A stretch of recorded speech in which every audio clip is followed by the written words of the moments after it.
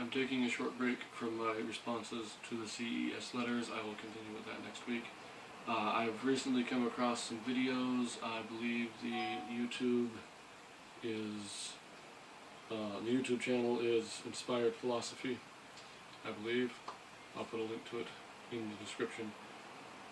But I wanted to make a response to this video. It is 10 reasons why the Bible, top 10 biblical problems for Young Earth Creationism. So, they have 10 points. I will probably break this response to it up into a number of videos. Definitely no more than one per point, because they do make brief points. But I'll probably have 2 or 3 in each video. And so let's get to the video here. If you haven't heard, there are millions of people today who believe the Earth is only about 6,000 years old. And about 4,000 years ago, there was a worldwide flood that destroyed all life on land, except for a few people and 2 of every animal that survived in an ark. The basis of this theory comes from many who say we ought to take a literal or plain reading of the Bible, the holy book of Christianity. The rationale behind this young earth view is that they are just taking the plain reading of the text, and that Christians who believe the earth is old have to misconstrue or reinterpret passages to make the Bible fit with an ancient earth and the theory of evolution. But what many young earth creationists don't realize is that there are several passages within the Bible itself that create problems for the young earth theory. Meaning, if we took the plain reading of the text in many places, it would actually contradict the view that the earth and the universe are only about 6,000 years old. These are the top 10 biblical passages that create problems for the young earth theory. Number 10, Genesis 17:17. Genesis Before we get into the actual points, I am one of those guys that believes in what is called the young earth creation.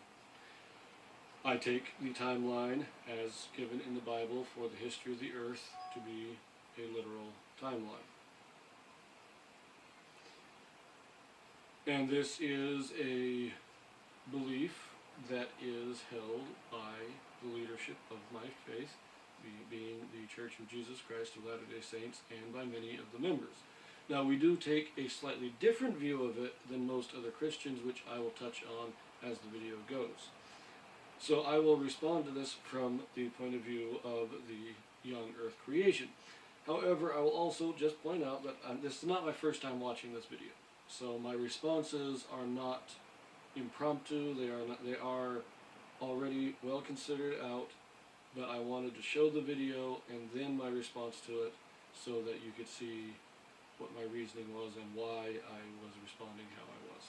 So anyways, let us continue with his top 10. in the universe are only about 6,000 years old. These are the top 10 biblical passages that create problems for the young earth theory. Number 10, Genesis 17:17. Genesis recounts the story of Abraham and Sarah, who were old in age and had no children of their own. God appears to Abraham and says he will have a son in his old age, and then in Genesis 17 it reads, "Then Abraham fell on his face and laughed, and said to himself, 'Shall a child be born to a man who is 100 years old? Shall Sarah, who is 90 years old, bear a child?' So Abraham thinks it's biologically impossible for someone past the age of 100 to have a child. But this seems... Just a quick note on this.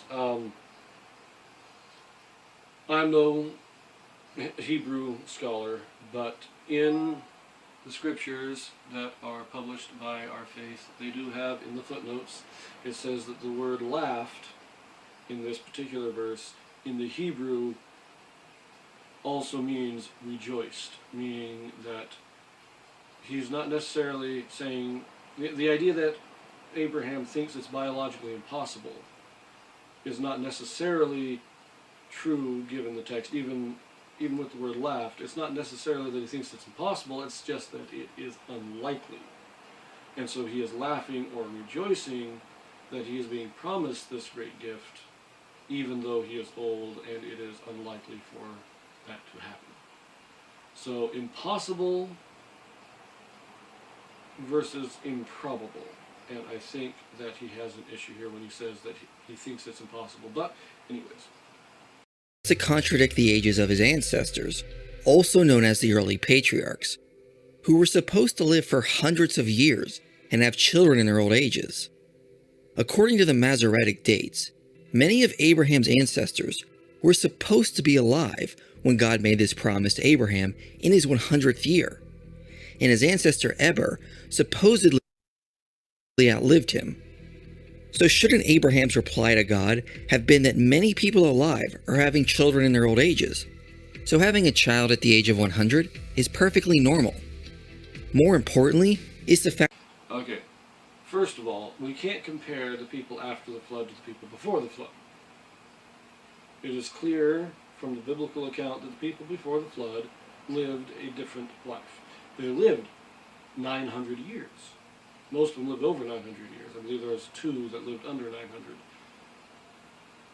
So they're given this extended lifespan, it would be logical that the childbearing years would also be extended.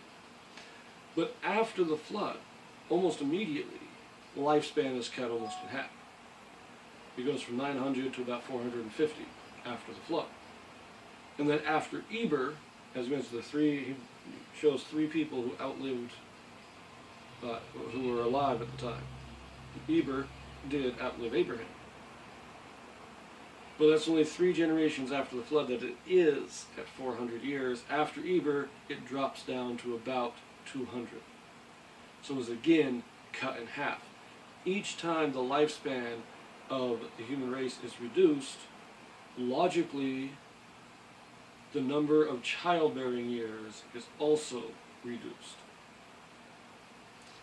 As our bodies age, we lose the ability to have children.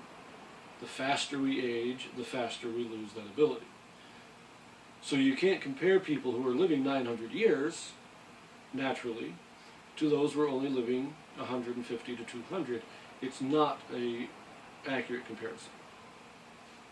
The fact that based on what Genesis 12 says, Abraham's own father Terah would have had to have fathered Abraham at his own age of 130.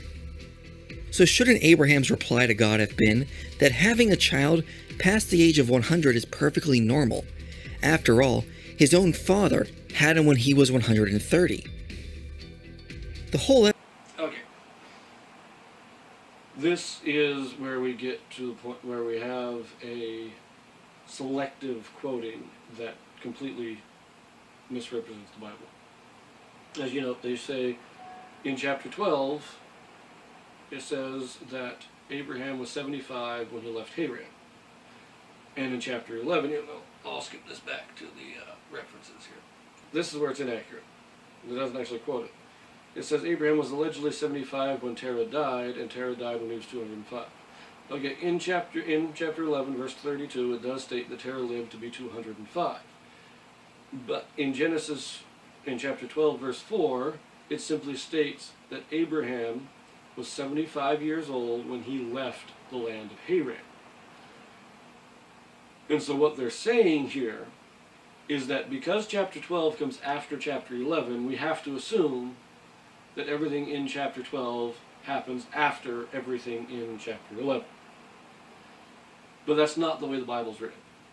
If we go back to chapter 11, verse 26, it states that Terah was 70 years old when he begat his 3 sons, Abram, Nahor, and Haran. So we know that Terah was no more than 70 when Abraham was born.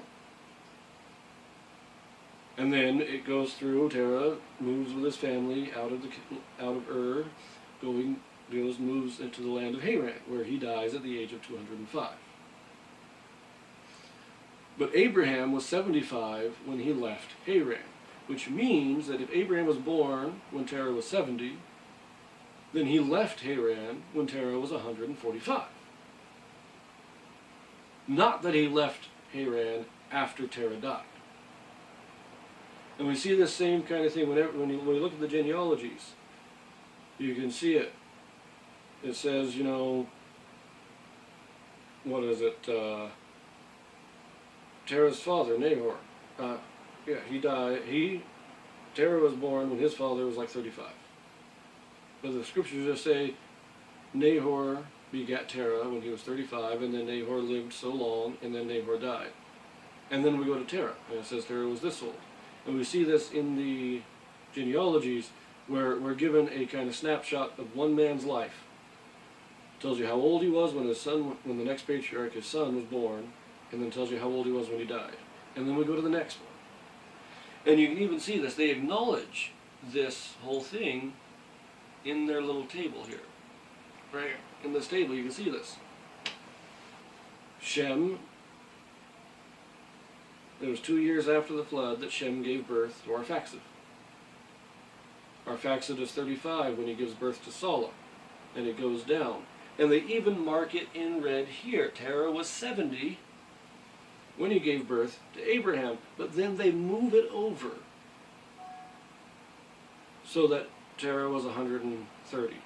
They have it accurately put here, except that they want to move Abraham over so that it fits with their theory. The very table that they're showing proves them wrong, because the Bible says that Abram was born when Terah was 70. It actually doesn't. It says his 3 sons were, by the time Terah was 70, he had his 3 sons were born. That doesn't necessarily mean they were all born when he was 70. It doesn't necessarily mean they were triplets. It just means that by the time Terah was 70, his 3 sons had already been born. So if we look back, there is no generation after the flood that had children past the age of 100. We have no record of children being born past the age of 100 after the flood. So, For a better understanding of the symbolic view of the ages of the patriarchs, see our video on Genesis 5. Number 9. I'm actually going to stop this video here. I think this is taking long enough. I want to keep these as brief as possible. Some of the other ones won't be as long. But from this first example, we can see how they are. You know, he says, young Earth creationists accuse others of, well, I can't remember the word he uses now, but he accuses them of kind of misquoting the scriptures, whatever, in order to get it to fit the more ancient theories and the theory of evolution and all that. And he says, but they don't realize that the text of the Bible itself presents problems. Well, his first example, he misquotes the Bible.